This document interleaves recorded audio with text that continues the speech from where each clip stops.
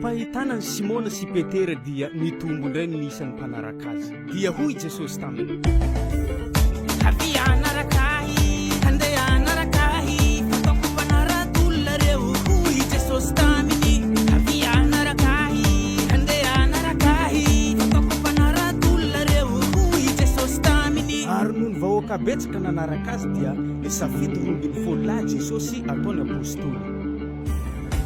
Ary izao no anarany apôstôly 12 lahy.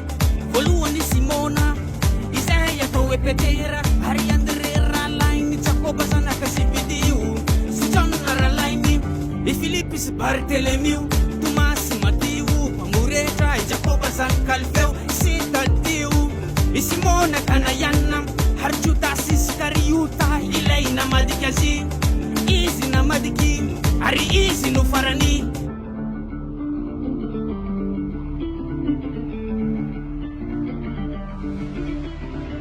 Ireo no nisafidin'i Jesosy tamin'ireo vahoaka betsaka nanaraka azy.